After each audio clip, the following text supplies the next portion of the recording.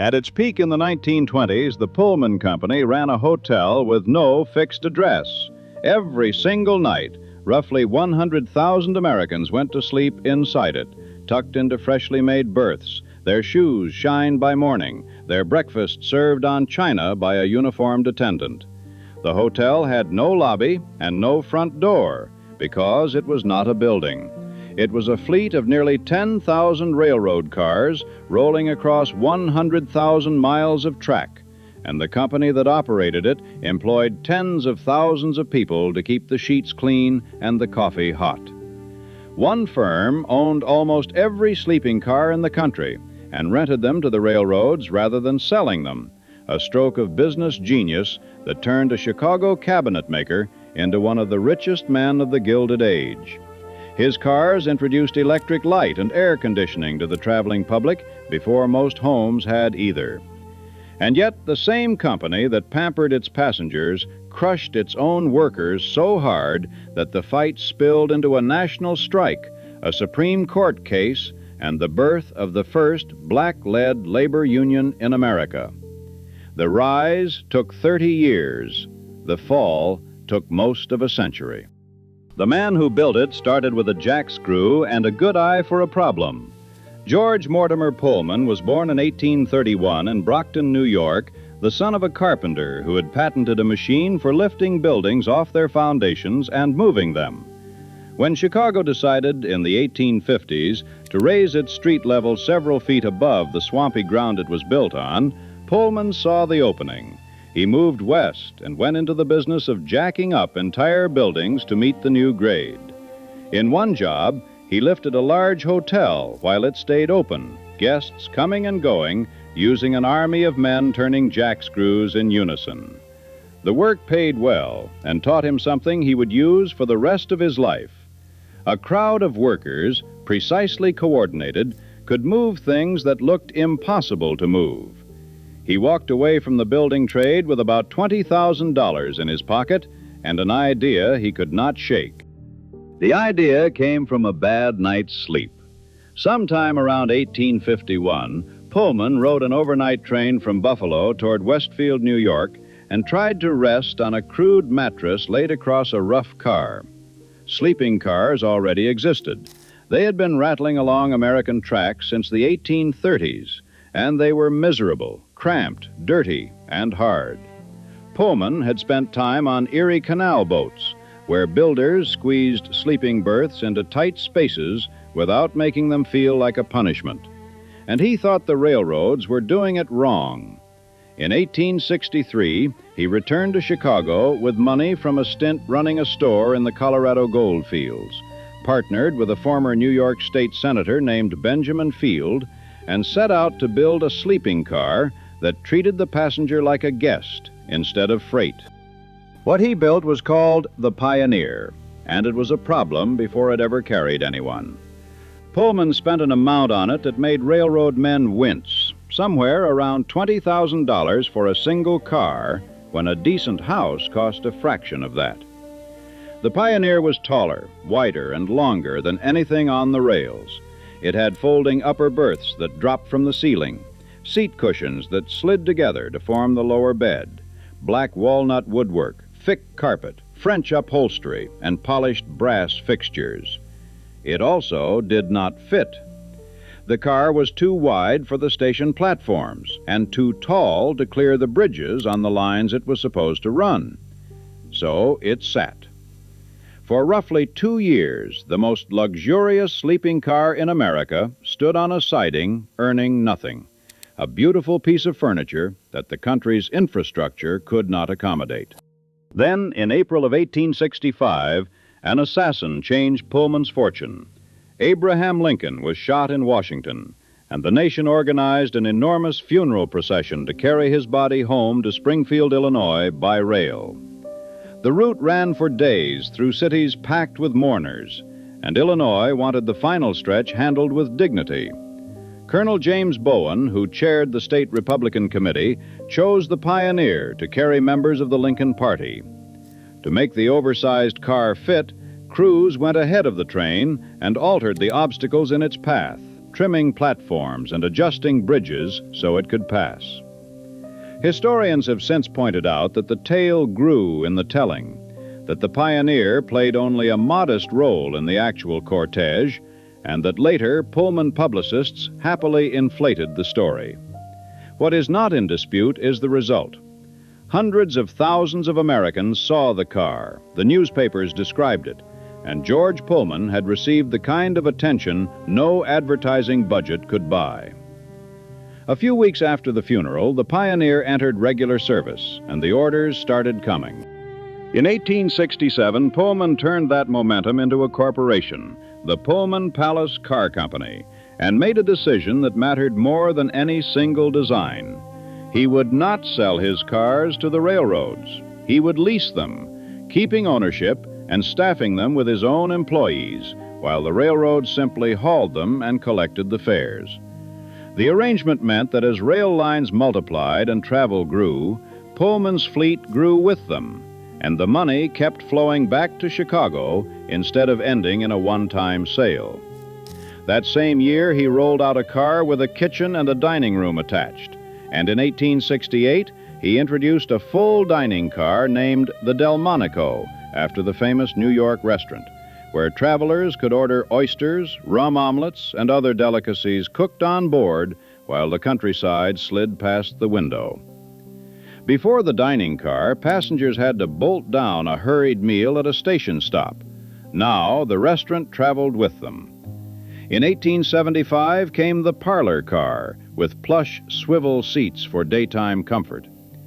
Each new type of car arrived with fanfare, and each one gave a certain class of traveler a reason to insist on a Pullman. The cars themselves became showpieces of what was possible. Pullman's interiors carried hand-finished woodwork, etched glass, gleaming brass, and heavy upholstery. The look of a fine hotel compressed into a space that moved at speed.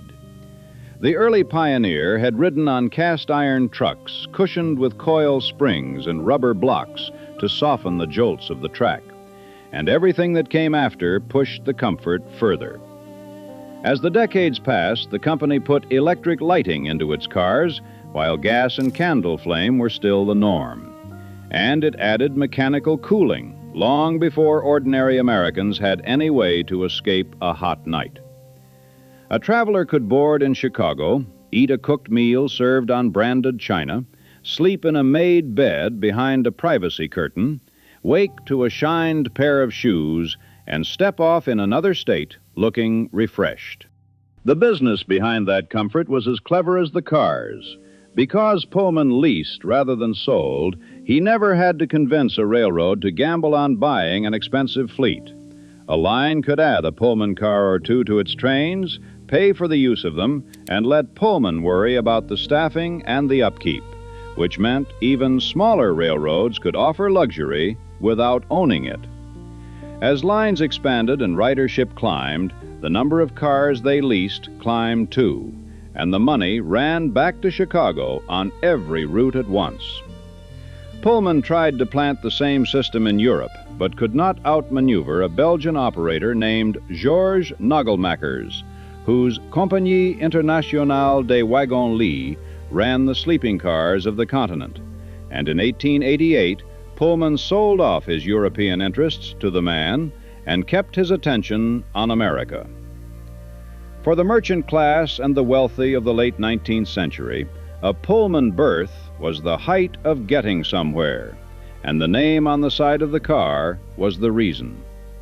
By 1890, the company was running 2,135 cars across roughly 160,000 miles of track and employing more than 12,000 people. The men who made that comfort happen were overwhelmingly black. After the Civil War, Pullman began hiring formerly enslaved men as porters, calculating that they would work for low wages and knew how to serve without being seen. The porter's job was constant. He greeted passengers, hauled luggage, converted the seats into berths at night and back again at dawn, shined shoes while the car slept, fetched drinks, minded children, and stayed courteous through all of it, often working around 400 hours a month for a wage so thin that tips were the only thing that made it livable. On top of the hours, a porter was expected to pay for his own uniform, his meals, and the polish he used on other men's shoes, costs the company pushed back onto the worker. Passengers frequently did not bother to learn a porter's name and simply called him George, after the company's owner, a habit that treated a grown man as a possession. And yet the job carried real weight in black America. It paid steadily, it came with a uniform and a measure of standing in the eyes of the community. It let a man see a country most of his neighbors would never cross, and it sent a generation of children to school and into the professions. By the early 20th century, the Pullman Company was the largest single employer of black men in the United States, with porters making up a large share of its entire rail workforce. That workforce would eventually organize into something powerful, but Pullman's ambitions in the 1880s were pointed somewhere else entirely. Having conquered the inside of the railroad car, he decided to build a town. In 1880, he began buying land south of Chicago and commissioned the architect Solon Beeman and the landscape designer Nathan Barrett to lay out a complete community beside a new factory.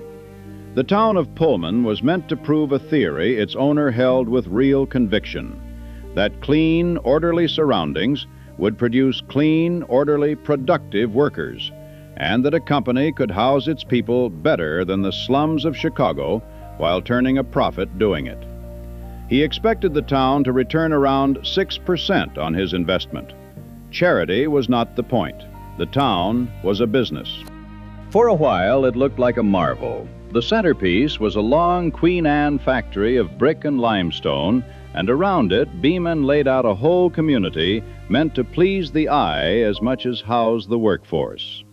The town of Pullman gave workers brick row houses with indoor plumbing, gas, and regular garbage collection at a time when most factory hands lived in squalid tenements without any of that. There were paved streets, a market, parks, a reflecting pool called Lake Vista, a library, a theater seating around 1,000 people, and a grand hotel named Florence after Pullman's daughter.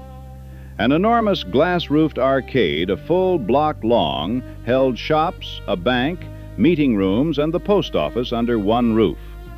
Economists came to inspect it and left impressed.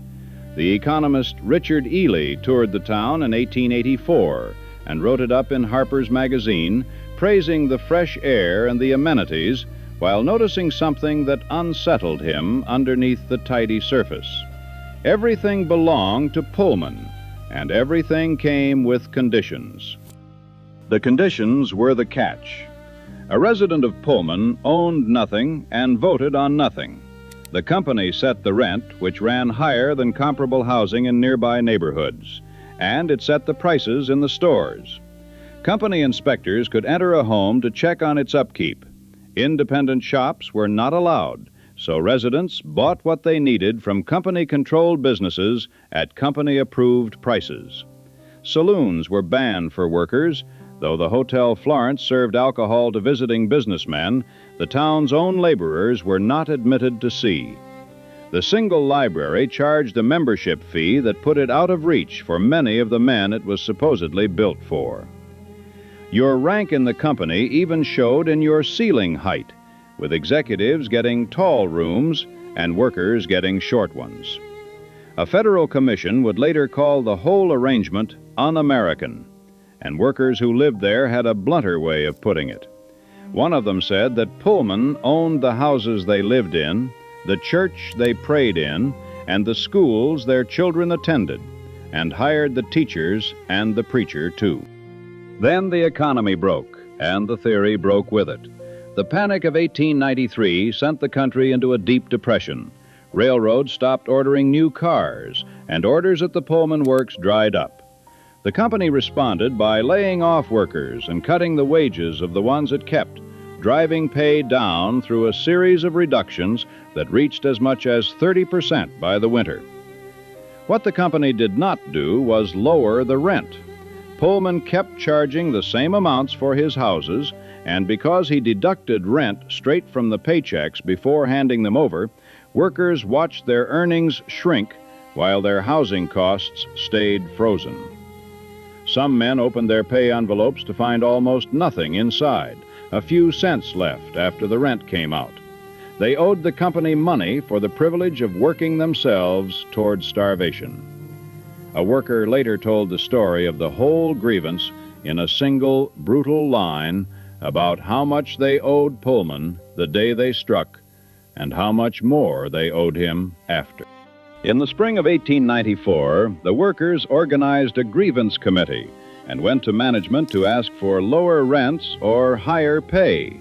George Pullman refused to negotiate. The day after the meeting, 3 members of that committee were fired, and that firing lit the fuse. On May 11th, 1894, the workers walked out. Many of them had recently joined the American Railway Union, a new organization led by a former locomotive fireman named Eugene Debs, which, unlike the old craft unions, welcomed nearly anyone who worked on the railroads and had already won a strike against the Great Northern that spring. When Pullman still would not talk, the union voted to back the strikers with a boycott. Its members would refuse to handle any train that carried a Pullman car. The boycott spread with astonishing speed. The American Railway Union had signed up around 150,000 members by 1894, making it the largest union in the country. And when its members refused to handle Pullman cars, the effect ran everywhere at once. Railroad workers across the country began cutting Pullman cars out of trains or refusing to move them at all. And because Pullman cars ran on nearly every major line, the action brought rail traffic across a huge stretch of the nation to a halt. 29 states felt it. Trains stopped moving through Chicago, the busiest rail hub in America, and the pressure ran up and down the network as far as the lines reached. The railroads, organized into an association of general managers, fought back hard, and they had a weapon the union could not match. Pullman cars carried the United States mail, and by attaching Pullman cars to mail trains, the railroads could frame any interference with a boycotted train as interference with the federal mail, which turned a labor dispute into a federal crime. That framing brought in the federal government on the side of the companies. A federal court issued a sweeping injunction ordering the strikers to stop obstructing the trains and the mail. Then President Grover Cleveland sent in the U.S. Army over the loud objection of Illinois Governor John Peter Altgeld, who insisted the state had not asked for troops and did not want them. Soldiers arrived in Chicago in early July. Violence followed the troops rather than ending with them. Crowds and soldiers clashed, rail yards burned, cars were overturned and torched, and by the time the strike was crushed around the end of July, roughly 34 people were dead. Debs was arrested for defying the injunction and sentenced to 6 months in jail, where he read deeply and came out a committed socialist who would run for president 5 times. The American Railway Union was broken. The Pullman workers who wanted their jobs back mostly had to sign a pledge never to join a union again. George Pullman won the strike and lost nearly everything else. The public that had once admired his model town now saw a man who had starved his own workers while refusing to give up $1 of rent. A national commission appointed to study the disaster placed much of the blame squarely on him and condemned the paternalism of his town as unfit for a free country. His health declined under the strain, and on October 19, 1897, he died of a heart attack at the age of 66. What happened next says everything about how the strike had changed his standing. His family, afraid that vengeful workers might dig up his body and desecrate it or hold it for ransom, buried him in a way meant to make that impossible. At Graceland Cemetery, they dug a pit the size of a room, lined it with 18 inches of reinforced concrete, lowered his lead-lined coffin wrapped in tar paper and asphalt, laid a crosshatch of steel railroad rails across the top, and poured still more concrete over the whole thing. The inventor of American comfort spent eternity sealed inside a bunker. The company outlived the man, and it even recovered, but the town did not survive as he had built it. In 1898, the year after Pullman died, the Illinois Supreme Court ruled that the company's ownership of an entire town fell outside its corporate charter and ordered it to sell off everything not directly tied to manufacturing. The houses, the shops, the Hotel Florence, and the public buildings were sold off over the following decade, and the town of Pullman was absorbed into the city of Chicago. Leadership of the company passed to Robert Todd Lincoln, the eldest son of the president whose funeral train had made Pullman famous 3 decades earlier. Under Lincoln, the firm returned to strength, and in 1900, it bought out its largest remaining competitor, the Pullman Palace Car Company, tightening its grip until it held a near-total monopoly on the sleeping cars of America. The name changed slightly to simply the Pullman Company, and the empire rolled on into the new century larger than ever. The first decades of the 20th century were the golden age of the fleet. Pullman's sleeping cars carried tens of millions of passengers a year, and the company operated what amounted to the largest hotel operation on Earth, spread across the entire rail network. A person could cross the country and sleep every night of the trip in a Pullman berth, without the same car ever standing still, the fleet moving in constant rotation over the map. In the 1930s, as design tastes shifted towards speed and sleek lines, the railroads began replacing their heavy old passenger cars with modern streamliners, and Pullman built the lightweight cars that gave the great named trains their futuristic look. The first lightweight Pullman sleepers went into service on the city of Portland in 1934, and before the Second World War interrupted production, the company had turned out more than 600 of them for the fastest expresses in the country. Air conditioning, once a novelty, became standard equipment. The porters kept the whole thing running, and their numbers kept growing until the company employed thousands upon thousands of them, still underpaid, still called George, still dependent on tips to make the wage into a living. Out of that workforce came a fight that outlasted the company itself. The porters had tried to improve their lot for years, but Pullman answered organizing with a tame company union and fired anyone who pushed too hard. In 1925, a group of them turned to a labor activist and publisher named A. Philip Randolph, who had the advantage of not working for Pullman and so could not be fired by it. Randolph founded the Brotherhood of Sleeping Car Porters, the first black-led labor union in the country, and then spent more than a decade in a grinding battle for recognition. The company stalled, intimidated, and refused to bargain. The breakthrough finally came under the pressure of the Great Depression and New Deal labor law, and in 1937, the Brotherhood signed a contract with the Pullman Company, the first agreement between a major American corporation and a union of black workers. It raised wages and capped the monthly hours, and it gave the porters something they had never had, a voice. Randolph went on to become one of the towering figures of the civil rights movement, the man who pushed Franklin Roosevelt to ban discrimination in defense work, pressured Harry Truman to desegregate the military, and organized the 1963 March on Washington, where Martin Luther King spoke. The company that named its workers after its owner had, without meaning to, trained the organizers who would help remake the country.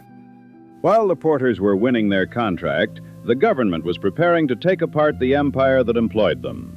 Pullman's grip on the sleeping car business was close to absolute, and it built the cars as well as operating them, a double hold that drew the attention of federal antitrust lawyers. In 1940, the Department of Justice sued, arguing that one company should not both manufacture the nation's sleeping cars and run the service inside them. In 1944, a federal court agreed and ordered the corporation to give up one side of the business or the other. After 3 years of negotiation, the company chose to keep manufacturing, and in 1947 it sold its sleeping car operation, the actual fleet, and the service to a group of the railroads whose lines the cars ran on. From then on, the railroads owned the cars and leased them back to Pullman only to be operated. The single hotel with no address had been broken into pieces and handed to the very lines that had once simply hauled it. The larger problem was that Americans were leaving the trains. After the Second World War, the country poured itself into automobiles and the new interstate highways, and the airlines began pulling away the long-distance travelers who had once needed a berth to cross the continent. A businessman who used to spend 2 nights in a Pullman berth between coasts could now fly the distance in a single afternoon, and the overnight sleeper began to look like a relic. The 1950s were the last stretch of real profit for the Pullman sleeping car business, and even then the orders for new cars were thinning as the railroads read the trend and stopped buying. Competition from the Budd Company, which had been building stainless steel cars since the 1930s, had been eating at Pullman's manufacturing for years. Through the 1960s, the sleeping car service shrank season after season, the cars aging, the routes fading, the nightly crowds that had once filled the largest hotel in the world dwindling toward a trickle. The end came at the close of 1968 with little ceremony. On December 31st of that year, the Pullman Company's sleeping car operation ceased and all the leases were terminated. And on the first day of 1969, the operating company was dissolved and its assets liquidated. The porters were let go, the cars passed fully to the railroads or to the museums, and the service that had put 100,000 Americans to bed every night simply stopped. Pullman Incorporated, the manufacturing side, kept building rail cars for a while longer under the Pullman Standard name. And in 1987, what remained of the car building operation was sold to Bombardier. The Pullman name went on to be attached decades later to a luxury hotel brand owned by a French hospitality group, a faint echo of the hotels on wheels that had made the name mean something in the first place. What Pullman left behind is scattered and strange. The town he built still stands on the south side of Chicago, its brick row houses and clock tower and the Hotel Florence preserved. And in 2015, it was named a national monument, the model community that failed, now protected as history. The Brotherhood of Sleeping Car Porters he fought for decades eventually folded into a larger union. But the men it represented had already changed America, sending their children into the professions and their leaders into the front rank of the civil rights fight. And the man himself lies under his slab of concrete and steel in Graceland Cemetery, exactly where his family put him, sealed against the anger of the people who built his fortune. He had wanted permanence more than almost anything, a company that would outlast him, a town that would prove his theory, a name that would endure. He got a version of each, though never the version he intended. The town outlived its purpose, the union outlived his control, and the name outlived the trains. The comfort he sold to millions turned out to be the easy part. The reckoning he built into everything around it was what lasted. Thanks for watching all the way to the end. I really do appreciate it. If you want another one to watch, I've got one up on the screen right now that I think you'll like. And if you wouldn't mind helping me reach 1,000 subscribers, it would mean a lot since I don't see a cent of ad revenue until I get there.